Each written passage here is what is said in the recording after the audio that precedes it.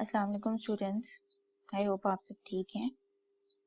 हमने chapter 20 start किया हुआ था इनकॉर्पोरेशन ऑफ कंपनी, जिसमें हम कंपनी को इनकॉर्पोरेट करने का, कंपनी को रजिस्टर करने का सारा प्रोसेस पढ़ रहे थे। और हमने देखा था इन 5 लर्निंग ऑब्जेक्टिव्स में से अगर देखा जाए तो सेकेंड, थर्ड, फोर्थ, 5 ये सारे learning objectives are basically the steps of incorporating a company. तो हर एक लर्निंग ऑब्जेक्टिव एक स्टेप है कंपनी इनकॉर्पोरेट करने का।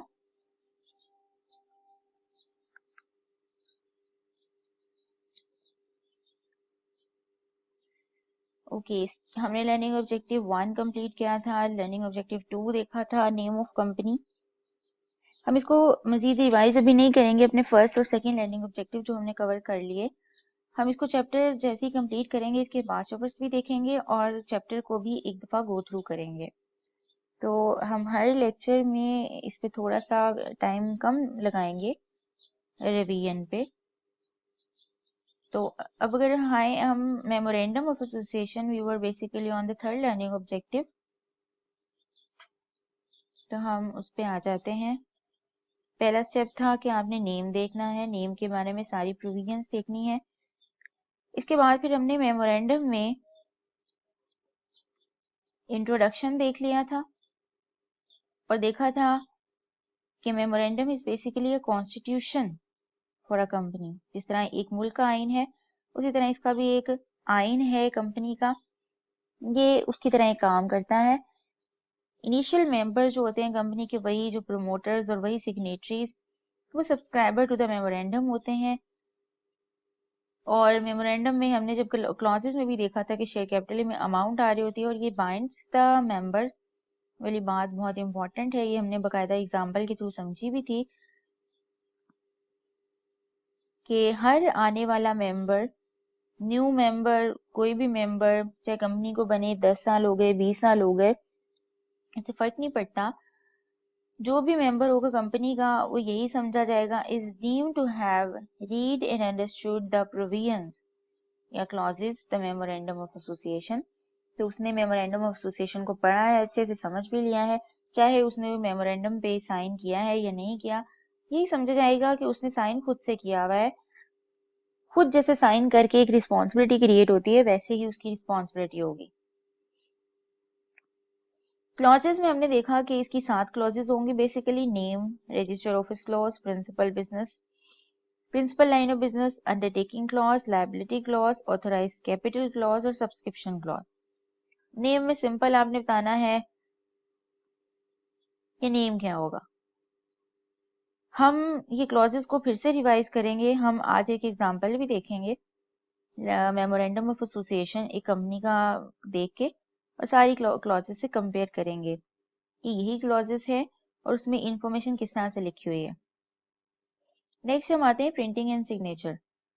वो कहते हैं जी मेमोरेंडम में ये सारी क्लॉजेस तो होंगी, मेमोरेंडम को बकायदा आपने प्रिंट करवाना है, जैसे आपकी किताब पब्लिश होती है, जैसे एक बुक प्रिंटेड फॉर्म में होती है, एक न्यूज़पेपर, एक मैगजीन, व्हाटएवर जो भी उसको पब्लिश किया जाता है वो प्रिंटेड फॉर्म में होती है, हार्ड फॉर्म में होती है। तो आपका मेमोरेंडम भी प्रिंट हुआ होना चाहिए। ये सिर्फ सॉफ्ट में ऑनलाइन चीजें जैसे लेक्चर्स हो गए उस तरह नहीं होना चाहिए। ये सॉफ्ट फॉर्म में तो आपके पास होगा ही, लेकिन हमें, आपने लॉ की रिक्वायरमेंट है कि आपने इसको प्रिंट करवाना है। डिवाइडेड का मतलब है कि डिवाइडेड इनटू पैराग्राफ्स होना चाहिए।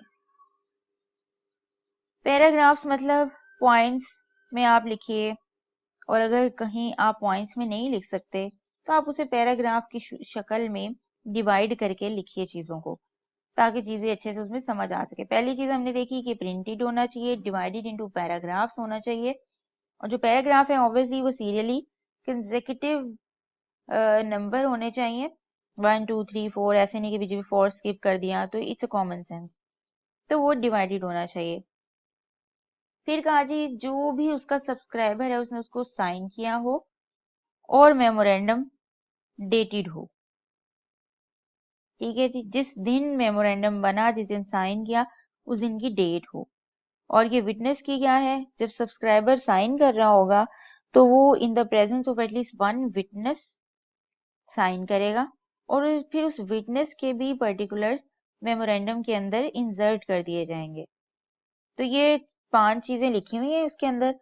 और फिर फर्दर जो वो बताता है, वो कहते हैं कि जो सब्सक्राइबर होंगे, अब सब्सक्राइबर्स अपने क्या पर्टिकुलर्स ऐड करेंगे, वो अपना प्रेजेंट नेम पूरा, अपना ओक्यूपेशन, ये चीजें आपकी बुक में भी लिखी हैं, नोट्स में नहीं लिखी गई, हम यहाँ पे लिख देते हैं। सबसे पहले वो अपना क्या चीजें आइडेंटिफाई करेगा, अपना प्रेजेंट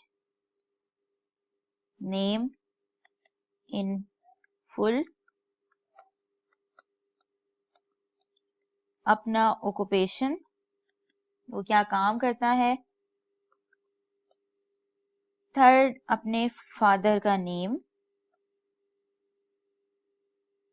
या फिर अगर आप मैरिड वुमेन हैं या विडो हैं, मैरिड वुमेन है और विडो है, तो आप क्या करें, मैरिड वुमेन है तो हस्बैंड का नेम डालिए, और अगर आप विडो हैं एक, तो डिसीज्ड हस्बैंड का नेम डालिए। डिसीज कहते हैं जी जो फोर्थ हो गया, तो डिसीज हस्बैंड का नेम लिखिए इन फुल, और प्लस उसकी नेशनैलिटी भी लिखिए। फादर के केस में फादर की नेशनैलिटी, ठीक है, और हस्बैंड के केस में हस्बैंड की नेशनैलिटी, और जो यूजुअल रेजिडेंशियल एड्रेस है इनका वो डालना है आपने, रेजिडेंशियल एड्रेस।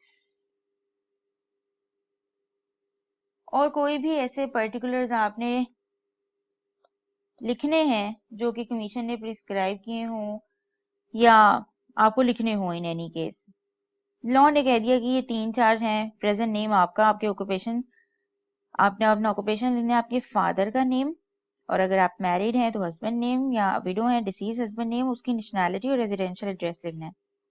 और चौथा आपने इन the presence of at least one witness करना है ये सब कुछ। और उस विटनेस के भी फिर आगे क्या होंगे, साइन होंगे, यानी कि वो सिग्नेचर करेगा, सिग्नेचर मतलब अटेस्ट करेगा, और अपने पर्टिकुलर्स भी ऐड करेगा। और पांचवा कि ये सारी चीजें क्या होंगी, डेटेड होंगी, किस दिन साइन किया, ये डेट होगी। ये चीजें जी, इसको हम जरा बुक से देख लेते हैं, बुक से हमने इसे कहाँ से पढ़ा है। ये हमने इतना सा पोर्शन पढ़ा है basically, printing and signature of memorandum of association. अब हम आते हैं अपनी एक लाइव एग्जांपल देख लेते हैं, लाइव एग्जांपल देखते हैं। अच्छा, हमारा है जो कंपनीज एक्ट है, ये कंपनीज ऑर्डिनेंस 1984। अब कंपनीज एक्ट आया 2017 में, उसके बाद अभी कोई ऐसी एग्जांपल नहीं मिली मुझे जो कंपनी रजिस्टर हुई हो और उसके मेमोरेंडम मुझे मिले हों। ये कंपनीज ऑर्डिनेंस 1984 के तहत कंपनी रजिस्टर हुई है, कंपनीज एक्ट आने से पहले। और हमने देखा था कि कोई ऐसी मेजर चेंजेस नहीं थी कंपनीज ऑर्डिनेंस के तहत मेमोरेंडम जो बना हो, और एक कोई कंपनीज एक्ट के तहत कंपनी ने अपना मेमोरेंडम प्रिपेयर किया हो। एक चीज का फर्क था, वो हम आइडेंटिफाई किया था हमने, और हम यहाँ भी आइडेंटिफाई कर लेंगे। आपको याद होगा हमने कंपनी की टाइप्स देखी, ये कंपनी लिमिटेड बाय शेयर्स है, ओके। मेमोरेंडम ऑफ एसोसिएशन, सबसे पहली क्लॉज क्या है, हमारी सबसे पहली क्लॉज नेम क्लॉज, तो हम नेम क्लॉज देख लेते हैं। कंपनी का नाम है Pakistan Services Limited, the name of the company is Pakistan Services Limited, name clause खत्म। Second clause register office clause, register office में आपको याद होगा क्या लिखा हुआ था, रजिस्टर ऑफिस में लिखा था कि ये पार्ट ऑफ पाकिस्तान होगा, नॉट पार्ट ऑफ प्रोविंस। या तो प्रोविंस का नेम आएगा, या फिर अगर वो सिटी या वो इलाका प्रोविंस में फॉल नहीं करता, वो बल्कि पाकिस्तान का ही पार्ट है, तो फिर वो पाकिस्तान का पार्ट आएगा जो मेजर पार्ट है, जैसे कि इस्लामाबाद टेरिटरी, तो आपने इस्लामाबाद टेरिटरी लिखना है या फिर पार्ट प्रोविंस लिखना है, पार्ट ऑफ प्रोविंस नहीं आएगा। तो हम देखते हैं इसमें, उसने लिखा थी the registered office of the company will be situated in the Islamabad capital territory Pakistan. अगर सपोज इस्लामाबाद कराची वो सिंध में आता या पंजाब में आता, उसकी टेरिटरी में आता, तो हम क्या करते हैं, यहाँ पंजाब सिंध लिखते, लेकिन Islamabad is the capital of our country, तो ये किसी टेरिटरी में नहीं आता, ये हमने सेपरेट लिख दिया, it's a part of Pakistan. Third clause is principal line of business clause. क्या आप मेजरली बिजनेस क्या करते हैं, इस पे हमारा हमने काफी डिटेल चीज देखी थी, एग्जाम्पल भी देखी थी। एंसिलरी एक्टिविटीज और इंसिडेंटल एक्टिविटीज भी आप कैरी ऑन कर सकते हैं, प्रोवाइडेड के नेम क्लॉज जो नेम है और जो प्रिंसिपल लाइन ऑफ बिजनेस है इन लाइन है, कमेंसुरेट करते हैं। हम अब यहाँ पे देखते हैं इनका प्रिंसिपल लाइन ऑफ बिजनेस। आपके मेमोरेंडम में सबसे बड़ी क्लॉज यही होती है, प्रिंसिपल लाइन ऑफ बिजनेस, क्योंकि यहाँ पे उन्हें जस्टिफिकेशन ज्यादा देनी होती है, रजिस्ट्रार ज्यादा इस पे फोकस करता है कि क्योंकि कल को जब कंपनी बिजनेस करेगी तो कोई ऐसा बिजनेस या कोई ऐसी एक्टिविटी वो कर रही हो जो कि उसने अपने मेमोरेंडम में नहीं लिखी, तो it will be a non compliance. तो वो बहुत फिर हर कंपनी ध्यान से सोच समझ के इस principal line of business clause को प्रिपेयर करती है कि हमने जो भी बिजनेस करना है, जो भी एक्टिविटीज करनी है, वो सारी की सारी हमने अपने मेमोरेंडम में इंक्लूड करनी है। तो हम देखते हैं इसको। प्रिंसिपल लाइन ऑफ बिजनेस को क्या कहा था जी, ये ऑब्जेक्ट कहते थे इसको पहले, बस एक नेम चेंज हो गया कि जो पुरानी कंपनीज जो रजिस्टर्ड हुई हैं एज पर कंपनीज ऑर्डिनेंस 1984, तो वो एज एन जो ऑब्जेक्ट क्लॉज है उनकी, वही उनकी प्रिंसिपल लाइन ऑफ बिजनेस है। तो ये देखिए, ये प्रिंसिपल लाइन ऑफ बिजनेस है, इसका क्या है कि जी to erect complete exploit a hotel to be erected at Karachi. ये सारा पढ़ने की जरूरत हमें नहीं है, हम अपनी क्लॉजेस देख रहे हैं सिंपल, और आपको भी इस पे कोई ऐसा सवाल नहीं आएगा कि जी ये मेमोरेंडम है इसकी पूरी क्लॉज लिखें, ऐसा नहीं होगा। ये क्लॉजेस लिखने वाला काम आपको नहीं आएगा, आपको सिर्फ आइडिया हो। देखिए इसमें काफी क्रिएट एक्टिविटीज हैं, टू प्लेस, टू क्रिएट, ताकि वो हर अपनी एक्टिविटी इंक्लूड कर लें जो कि इन फ्यूचर उन्होंने कैरी करनी है। To do and hereby declare, okay, ये हो गई क्लॉज खत्म। नेक्स्ट क्लॉज पे आते हैं, इट्स अंडरटेकिंग क्लॉज। ये हमने कहा था जरूरी नहीं है कि हर कंपनी के मेमोरेंडम में हो, ये स्पेसिफाइड बाय कमीशन है कि अगर कमीशन कहता है आपको ये अंडरटेकिंग देंगे, वो अगर कहता है तो आप अंडरटेकिंग क्लॉज भी डाल देंगे, अदरवाइज जरूरी नहीं है। इसके बाद है लायबिलिटी क्लॉज। ये बाकी जो 6 क्लॉजेज हैं ये आपको हर मेमोरेंडम में मिलेंगी, सिवाय ऑथोराइज कैपिटल क्लॉज के, जो आपको याद होगा कि companies limited by guarantee not having share capital में ये क्लॉज नहीं आएगी, क्योंकि उसका शेयर कैपिटल नहीं है, तो फिर ऑथोराइज कैपिटल क्लॉज भी नहीं आएगी। तो लायबिलिटी क्लॉज देख लेते हैं। Liability of the members is limited, simple. अगर ये कंपनीज लिमिटेड बाय गारंटी होती तो ये क्लॉज क्या बनती, the liability of the members is limited up to the amount they guarantee to contribute at the time of the company being wound up। ये line एक add हो जाती winding up वाली। अब ये ऊपर ही हमने देखा था कि कंपनीज लिमिटेड बाय शेयर्स है, तो लायबिलिटी इज लिमिटेड। अच्छा, ऊपर किसी ने आइडेंटिफाई किया कि ये कंपनीज, ये पब्लिक कंपनी है, ये प्राइवेट या लिस्टेड है? लिस्टेड का हम कुछ नहीं कह सकते, लेकिन पब्लिक है ये पता है, क्योंकि अगर ये प्राइवेट होती तो प्राइवेट लिमिटेड आ रहा होता, तो it's a public company. Next clause is authorise capital clause, जो कि शेयर कैपिटल, और हमने देखा था ऑथोराइज कैपिटल क्या होता है, इशूड क्या होता है और पेड अप क्या होता है। तो हमने जो मेमोरेंडम में लिखना है वो ऑथोराइज लिखना है। Authorise capital is basically the maximum limit कि कंपनी कहां तक अपना शेयर कैपिटल इशू कर सकती है। Share capital of the company is much much much divided into this amount. It's a 200 million shares. It's a share capital clause. Next clause हमने authorise capital में देखा था, उसने कहा था कि ये डिवाइडेड इनटू शेयर्स में होनी चाहिए अमाउंट, और शेयर्स आपको पता हो कि कितने शेयर्स इशू किए, कितनी अमाउंट के किए, टोटल अमाउंट कितनी है, ये उन्होंने बाइफरकेट कर दिया है। ये आगे उन्होंने खुद लिखा हुआ है शेयर कैपिटल के बारे में जो इन्फॉर्मेशन है कंपनी स्पेसिफिक। वो उन्होंने लिख दी। आगे क्या है जी, subscription clause. We the under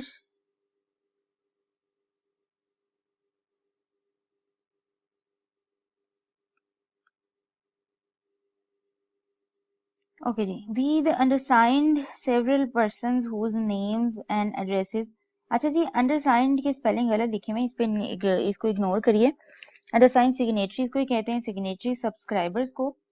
वो कहते हैं जी, we the undersigned several persons whose names and addresses are subscribe are desirous of being formed into company. अगर आप ये लाइनें पढ़ें तो आपको याद होगा कि यही 4 लाइनें आपने अपनी स्टडी टेक्स्ट में भी पढ़ी थी। ये देखिए जी, इटैलिक में, whose names and addresses are subscribed or desirous being formed into a company in persons of the memorandum of association and so on। ये यहाँ पे लिख दिया कि हमारे नाम जो है लिख दिए मेमोरेंडम में, और हमने कितने शेयर कैपिटल लिखे, शेयर कैपिटल लिया, कंपनी में कितने शेयर्स लिए, ये हमारे रिस्पेक्टिव नेम्स के आगे लिखा हुआ है। ये देखिए जी, name, addresses and description. Mister Dayton है, ये जहाँ रहता है उसकी जगह है, और नंबर ऑफ शेयर्स उसने कितने लिए, 1।